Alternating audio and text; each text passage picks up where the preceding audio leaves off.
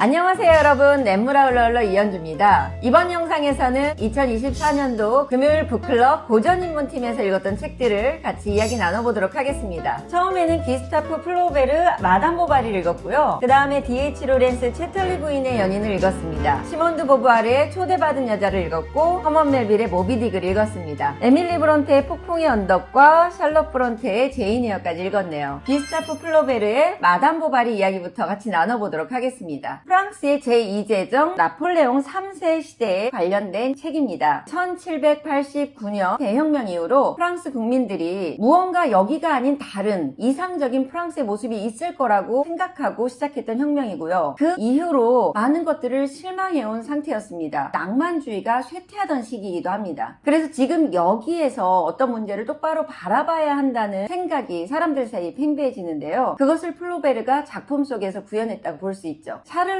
보바리 부모의 만남부터 시작합니다. 샤를르 보바리의 인생이 이어지게 되죠. 보바리의 두 번째 부인이 바로 엠마인데요. 샤를르 보바리와 엠마의 이야기가 전개되면서 엠마의 애인들이 등장하게 됩니다. 로돌프와 레옹이죠. 이들은 모두 자기의 삶에 만족하지 못합니다. 지금 여기가 아닌 다른 곳에, 그리고 이 사람이 아닌 다른 사람이 자신의 삶을 만들어줄 거라고 생각하죠. 어떤 것을 가지게 되면 더 행복할 거라고 생각합니다. 이 작품이 나오고 나서 보바리즘이라는 말이 만들어졌다고 해요. 보바리즘이란 허영, 공상, 그리고 내가 갖지 않은 것에 대한 낭만적인 상상, 이런 것들을 말한다고 해요. 기스타프 플로베르는 이렇게 말했다고 합니다. 엠마 보바리는 바로 나 자신이다. 다른 등장인물들이 제시되는데요. 고리대금업자인 레르, 약제사인 오메, 브루니지행 신부가 바로 그들입니다. 이들은 당시 세속화된 각 계급들을 대표하는 것으로 보이고요. 욕망의 요소들을 등장인물들에게 계속 제시하는 그런 인물들입니다. 이 작품을 통해서 내가 갖고 있지 않은 것을 계속 추구할 때 자기 삶이 어떻게 파괴되는지를 우리는 확인할 수 있어요. 내가 갖고 있는 것들을 계속 주목하면서 그 안에서 일상을 꾸려나가는 것이 진짜 삶인 것이죠. 다음 작품은 채털리 부인의 연인입니다. D.H. 로렌스 작품인데 1차 세계대전 이후를 배경으로 하고 있습니다. 1차 세계대전 이후니까 모든 세계가 파괴됐을 거 아니에요. 물질 문명 가치를 따르다가 욕망이 극대화되면서 전쟁이 일어났던 겁니다. 전쟁을 치르고 돌아온 클리퍼드는 하반신 마비가 된 상태입니다. 1차 세계대전 이후에 우리 세계를 상징적으로 보여주는 모습이라고 볼 수 있겠습니다. 클리퍼드는 돌아와서 아무렇지도 않게 자기 세계를 영위하려고 하지만 이미 생산이 불가능한 상태였어요. 파트너인 코니를 통해서 활기를 얻게 되는데, 코니가 다른 애인들을 만나서 얻는 활력을 통해서 작품 활동을 하게 됩니다. 하지만 이것은 진짜 자신의 생산이 될 수 없죠. 그것들의 공허함을 이 작품에서는 고발하고 있다고 볼 수 있겠습니다. 무감각의 공허, 수강스러움, 접촉이 없는 삶, 실체가 없는 삶이라고 말하고 있습니다. 여기에서 대안으로 제시하고 있는 인물의 형식이 좀 문제적으로 보이더라고요. 로렌스라고 하는 작가는 이 세상을 구원하는 어떤 힘을 남성의 팔로스적인 힘으로부터 온다고 믿고 있습니다. 시몬 드 보부아르가 제2의 성이라고 하는 저작물에서 이미 말한 바 있는데요. 이 팔로스적이라고 하는 것은 남성의 성기로 상징되는 것입니다. 그래서 이 모든 세계는 남성이 갖고 있는 권력 상징으로부터만 부여받는 힘으로 만들어진다고 생각하고 있다는 거죠. 등장인물 중에 사냥터지기가 나와요. 사냥터지기가 주는 활력으로 코니 역시 다시 생명력을 얻게 된다고 말하고 있거든요. 그런데 이 사냥터지기가 보이고 있는 태도 역시 굉장히 폭력적입니다. 코니 주변의 여성들이 만들어내는 활기를 적극적으로 부인하고 있거든요. 그렇다면 여기에서 로렌스가 1차 세계대전 이후에 파괴된 세계를 고발하는 것을 문제적 제기로 타당하게 받아들인다면 우리는 지금까지 살아온 사람들로서 다른 상상을 해볼 수 있을 겁니다. 사냥터지기로 고정화된 대안이 아니라 다양한 사람들의 다양한 방식을 인정한 것으로부터 이후의 세계에 긍정적인 변화가 이끌어져 나올 거라는 걸 생각해 볼 수 있을 것 같습니다. 시몬 드 보부아르의 초대받은 여자입니다. 이 작품은 2차 세계대전에 임박한 프랑스의 모습을 살펴볼 수 있거든요. 시몬 드 보부아르는 우리에게 실존주의 철학자로 잘 알려져 있습니다. 그런 까의 면모가 잘 드러나는 글의 전개 방식이 인상적이었습니다. 실존주의 철학은 주체라고 하는 것은 하나의 갇힌 세계다. 그래서 자기의 인식은 자기 안의 경험과 결합돼서 독특한 방식으로만 나타날 수 있다는 거고요. 너무나 또렷하게 나 아닌 주변에 나와 같은 주체가 있다는 것, 이것이 나의 배경이 된다는 것까지 제시합니다. 그리고 이런 실제 않은 존재로부터 오는 파장에 영향을 받는 나 주체의 감정의 혼란, 시간 이런 것들을 제시하고 있거든요. 이런 관계들이 굉장히 투명하고 생생하게 전개되는 작품이었습니다. 프랑스와즈의 서술로 전개되기 시작합니다. 피에르와 프랑스와즈가 기득권으로 제시가 되죠. 프랑스와즈는 연극 작가고 피에르는 배우이자 연출 작가입니다. 이들 주변에는 제르베르와 그자비에르라고 하는 청년 세대가 등장하는데 아직 자신들의 삶이 불안합니다. 어떻게 살아야 할지 잘 모르는 상태인데 그래서 피에르와 프랑스와즈를 상당히 존경하는 인물들로 나오고 있어요.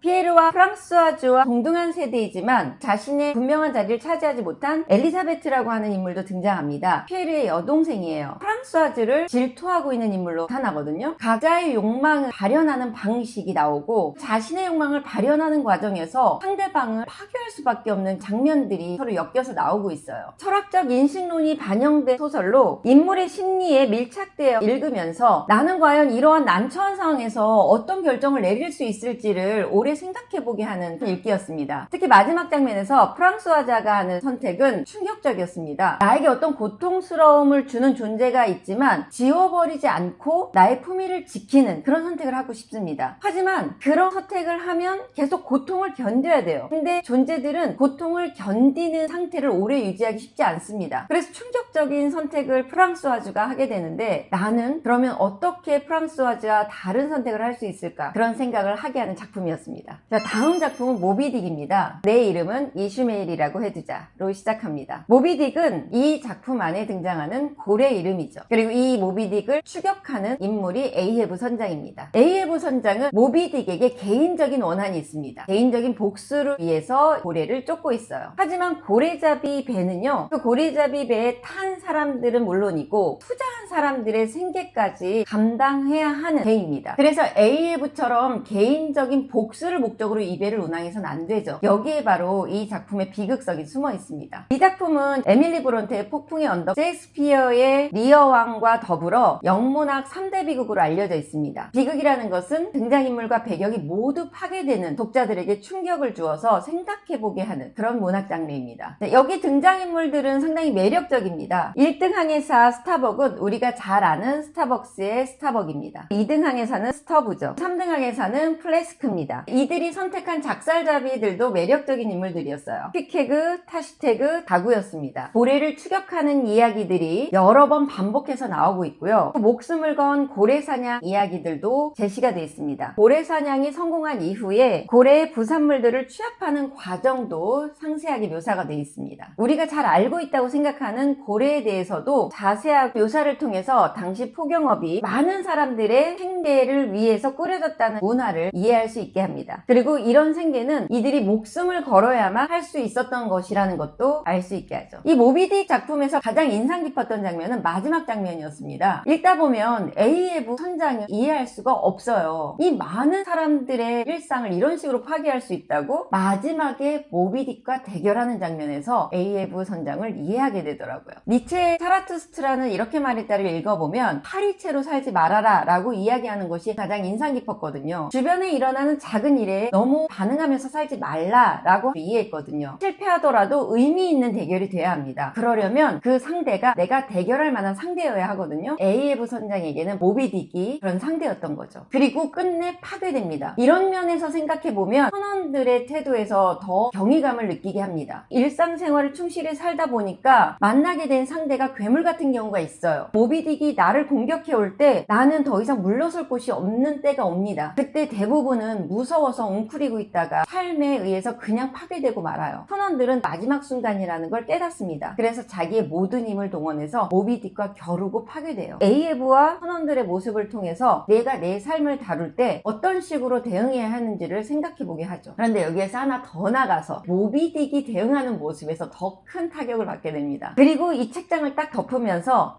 이 모비딕의 주인공은 모비딕 너구나를 제가 깨닫게 됐습니다. 에이헤브와 다른 선원들의 태도를 통해서 나보다 더 큰 상대를 만났을 때 어떻게 대응을 해야 되는가를 배웠다면 모비딕이 이들을 응대하는 장면에서는 내가 별로 중요하게 생각하지 않는 어떤 상대를 만났을 때 그 상대가 나를 계속해서 공격할 때 어떻게 해야 하는가를 모비딕을 통해 배웠습니다. 앞에 고래들은 고래잡이들이 작사를 자기에게 딱 꽂았을 때 두려움에 쌓이면서 잡히게 되는 거였어요. 그런데 모비딕은 상대를 응대해줄 때 자기 힘을 모두 한꺼번에 모아서 한 번에 파괴시켜요. 정말 내가 이 상대와 상대해야만 한다고 하는 순간에는 내 힘을 남기지 않고 한 번에 정식으로 응대해주는 거죠. 그게 나의 품위를 지키고 내 상대방을 존중하는 태도일 수 있겠다는 생각을 했습니다. 다음으로 읽었던 작품이 브론테 자매들의 작품이었어요. 폭풍의 언덕은 여러분도 잘 알다시피 언덕 위에 마을로부터 외따로 떨어져 있는 워더링 하이트 저택과 마을에 위치한 드러시 크로스 저택을 오가며 이야기가 펼쳐집니다. 언덕 위의 저택이었던 워더링 하이트의 주인인 언쇼 씨가 히스클리프라고 하는 아이를 데리고 옵니다. 그리고 이 아이를 중심으로 언쇼 씨의 자녀들이 엮여가면서 이야기가 이루어지죠. 캐서린은 히스클리프와 잘 어울리게 되고요. 또 다른 언쇼 씨의 아들인 힌들리는 히스클리프와 대립하게 됩니다. 히스클리프는 여러 모욕적인 대접을 받으면서 복수의 마음을 키워가게 되죠. 여기로부터 비극이 펼쳐집니다. 우리의 삶은 우연적인 요소로 삶이 틀어지게 됩니다. 거기서부터 예측할 수 없게 되고 비극이 펼쳐지게 됩니다. 히스클리프가 없었더라면, 언쇼 씨가 안 데리고 왔었더라면 이런 일은 안 벌어졌을 텐데 라고 생각하는 것은 우리 삶에 의미가 없죠. 우리는 상황을 모두 받아들이고 나는 그럼 어떻게 선택해야 인간다움을 유지하면서 다른 방향의 삶을 살아갈 수 있을 것인가를 고민해야 합니다. 여기에서도 히스클리프 주변에 복수에 휘말리는 사람들은 그의 냉소적이고 냉혹한 태도에 말려들게 돼요. 그런데 여기에서 끝까지 인간다움을 유지하는 인물들이 나오게 됩니다. 이야기 서술자인 딘 부인과 캐서린과 에드거의 딸 캐시가 그런 인물이었어요. 이들은 히스클리프의 냉혹한 태도에 휩쓸리지 않고 이것이 인간다운 태도라고 생각하고 자기가 최선을 다해서 행동하고 희망적인 세계를 열어갈 수 있도록 여지를 열게 됩니다. 우리가 비극을 통해서 주어진 상황을 원망하는 것은 결국 계속해서 비극에 휘말릴 수밖에 없다는 것을 배우게 되고 이 상황을 딛고 정면 돌파해서 인간다움을 지키는 것만이 희망을 가질 수 있다라는 것을 느끼는 그런 작품이었습니다. 올해 마지막으로 읽었던 작품이 제인 에어였습니다. 1인칭 주인공 시점으로 서술되어 있기 때문에 이야기 자체는 단순하고 쉽게 잘 읽힙니다. 제인 에어라고 하는 주인공이 나에게 여러 가지 자극을 주는 인물이었습니다. 부당함에 굴복하지 않는 태도라든지 고귀한 정신을 알아보는 안목, 어려운 상황에서도 성실하게 일상을 보낼 줄 아는 그런 태도, 또 물질적 요소에 현혹되지 않는 강단 있는 마음가짐까지 제인 에어만큼 부당한 삶의 조건 속에 아님에도 불구하고 원망하는 태도로 지내오진 않았나 생각해보게 되더라고요. 같이 읽었던 구성원들이 제인은 n번째 인생을 사는 것 같다라는 감상을 나눴습니다. 문학작품을 1년 동안 통하면서 자기 삶을 관통하는 안목들도 많이 달라졌던 것 같아요. 내 삶을 돌아볼 때 이 인물들처럼 나의 여지를 남기지 않고 겨뤄왔던가, 다른 사람의 탓을 하고 자기 합리화를 하면서 지내오지 않았나, 이런 반성도 했던 것 같습니다. 지금 현재는 조반니 보카치오의 데카메론을 읽고 있어요. 2권의 중반 정도 읽고 있는데 내년으로 이어질 것 같습니다. 저는 여기까지 냇물아 흘러 흘러